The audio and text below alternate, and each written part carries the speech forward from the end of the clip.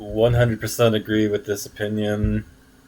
Totally, and that's not a hot take. This is a permanent take. I will not change my mind about this one, and will gladly die on this particular hill. Hello again, obscure author H. Lloyd here to offer my unique cinematic insights. I've noticed there are some sadly misguided individuals out there who actually think the Lord of the Rings movies are actually good. This post will dispel that unfortunate delusion. Now, some of you might think I take the Lord of the Rings a little too seriously, but considering I wrote a 4-book series to work out my nerd rage over the Star Wars prequels, this is a pretty restrained response for me. Characters are why everyone in this movie is chaotic evil. I will be blunt. Peter Jackson's characters belong in an 80s Saturdays morning cartoon show.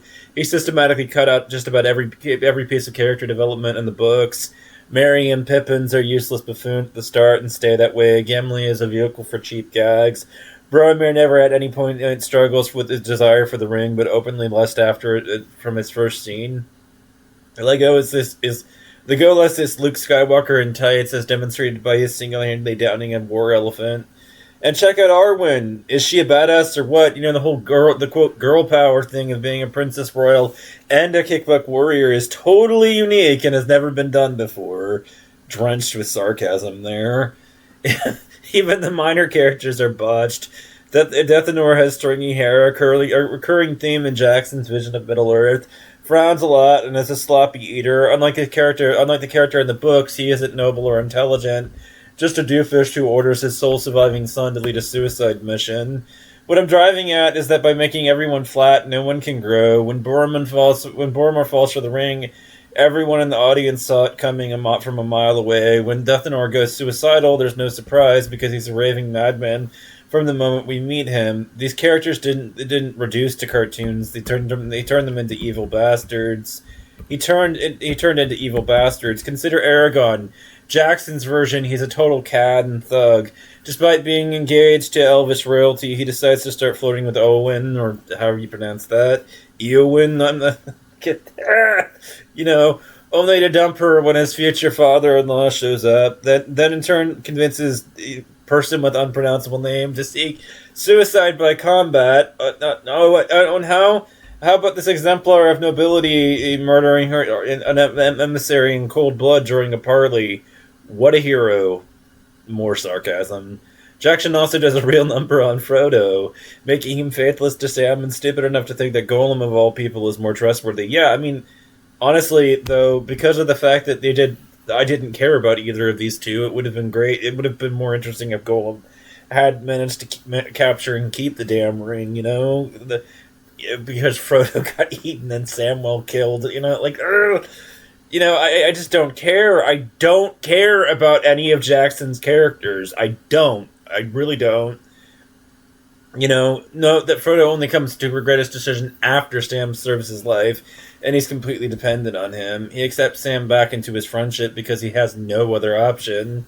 The upshot is that in Jackson's vision, the most noble characters do the right thing because they're compelled by circumstances or because they think it's in their rational self-interest, and they never pass up an opportunity to kill someone. Plot holes the size of Maria. One of the things that sets Lord of the Rings apart is its intricate plot structure, which only builds tension as it progresses, but adheres to real-world markers of time and distance. Even the lunar cycle is represented. The book starts small and gradually builds in scope and tension. Peter Jackson labors mightily to destroy both the cohesion and tension and succeeds brilliantly. Again, it's not clear if Jackson understood the plot and hated it or couldn't figure out why. It was important that things happen in the proper order, given that he'd only had a fixed amount of time to tell a story. It boggles the mind that he felt it necessary to create an entirely new and useless scene, such as Tomb Raider-like jumping games in Moria, Aragorn whizzing over a cliff in Rohan, and the origin story of the orcs. This scene is completely unnecessary.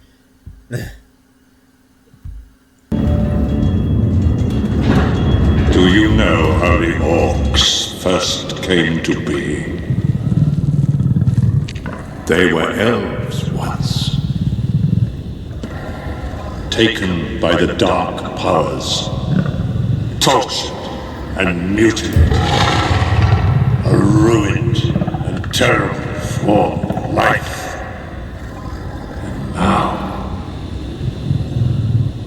perfected my fighting Uruk-hai.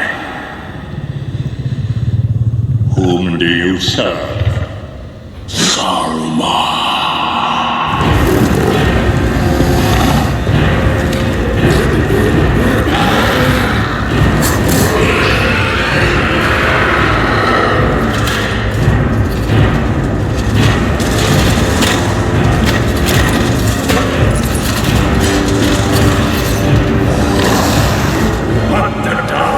Do not stop until they are found!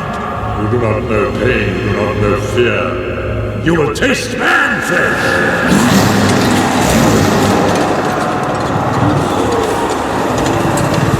One of the halflings carries something of great value. Bring them to me alive and unspoiled. Kill the others.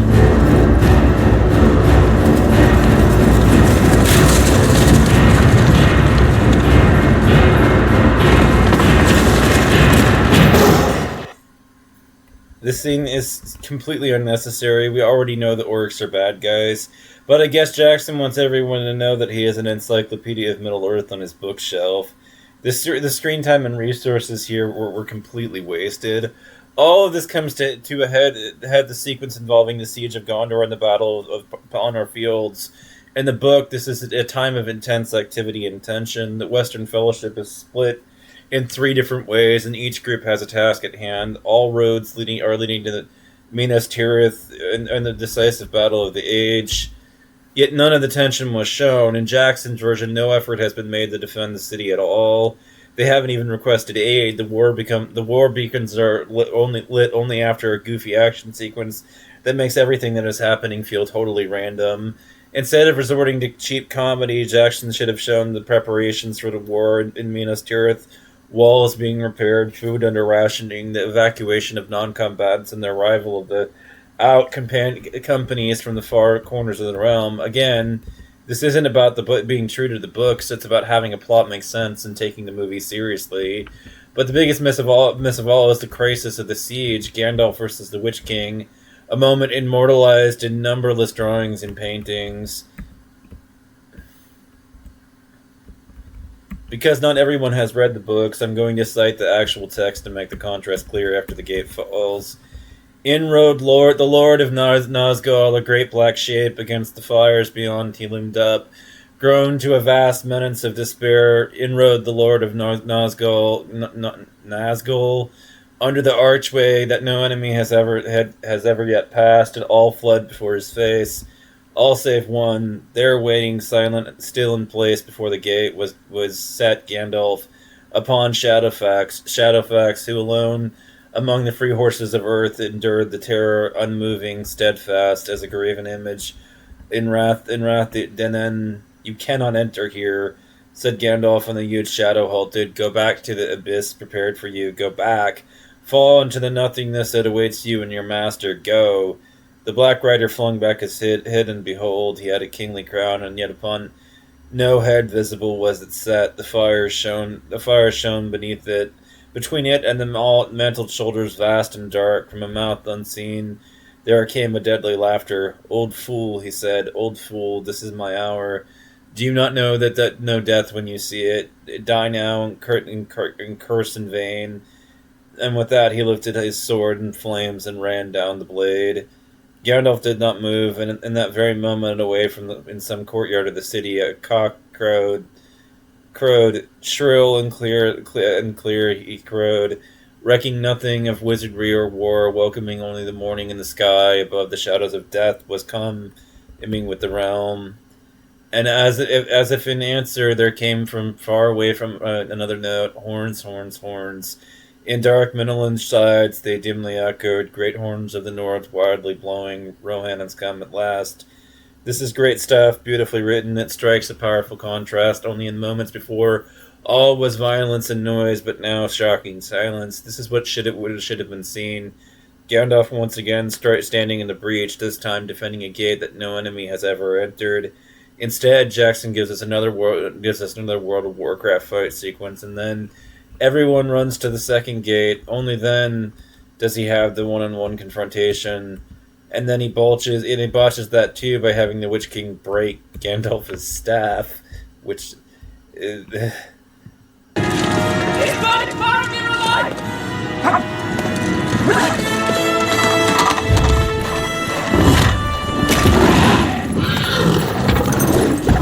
Go back to the abyss!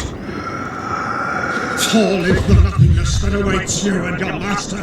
Do you not know death when you see it, old man?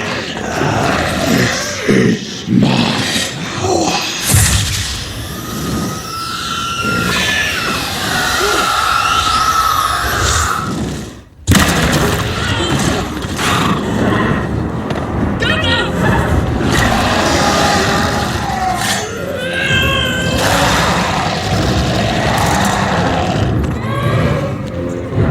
You have failed. The world of men will fall.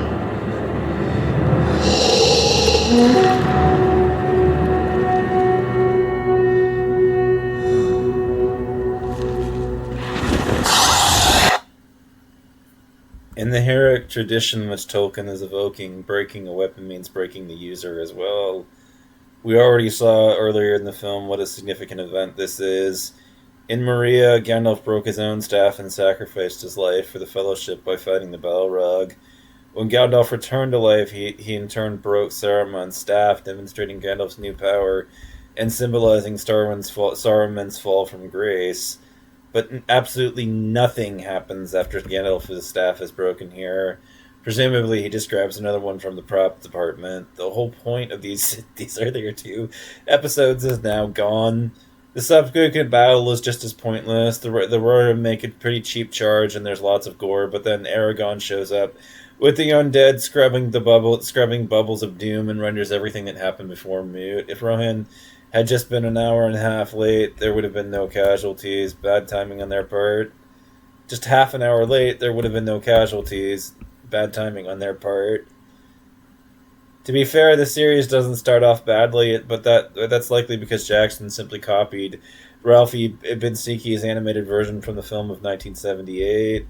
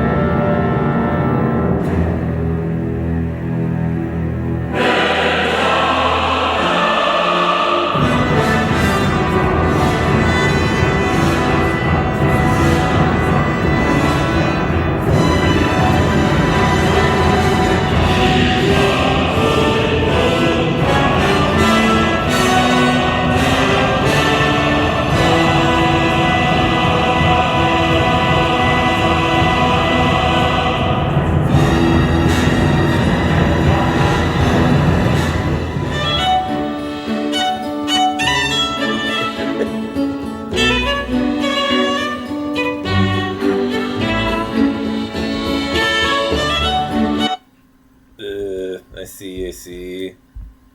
You know, just another superhero movie. You can say that these are mere details, but details matter. I want to emphasize that the problem isn't the movies, but didn't closely follow the books, but that deviations render the movie incoherent and destroy the underlying theme of the work. For example, the first Narnia movie took considerable liberties with the text, but remained utterly true to author Lewis's goal of writing a Christian allegory for children. The point is, this can be done, and it has to be done. When you strip away the elvish names and medieval hardware, what you have is a series of superhero movies set in Middle-earth. There is no moment when the characters choose to walk, talk, rather than fight. As noted above, the verbal confrontation between Gandalf and the Witch King has turned into a boss fight. The battles are big, noisy, but hollow. Extras die. The heroes cover themselves with gore. And we're not on the, and then we're on to the next CGI action sequence. There's sometimes a momentary pause for sappy remembrance, and then we're off to the next fight. As also, like superhero movies, the characters indulge in low comedy and completely out of place quips that wreck both the setting and dramatic tension. Why focus on character development when you can pull Gimmy's beard or show Sam wielding a frying pan as a weapon? Jackson always goes for the cheap laugh.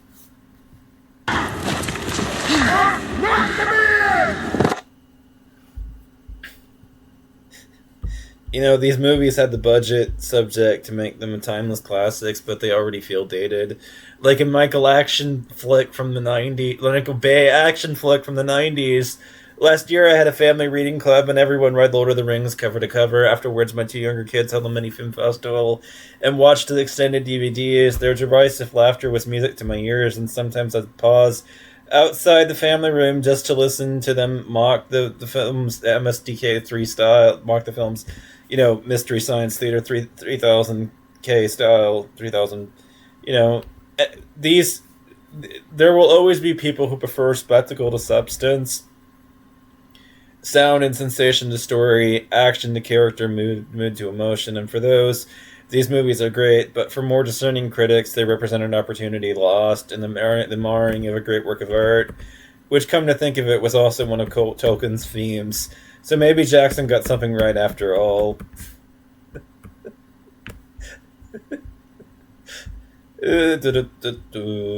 Anyways, yeah, I mean, these were terrible movies. I don't get what people see in them. I really don't. Well, anyways, I've started down the rabbit hole of The Hobbit, so back to that, man.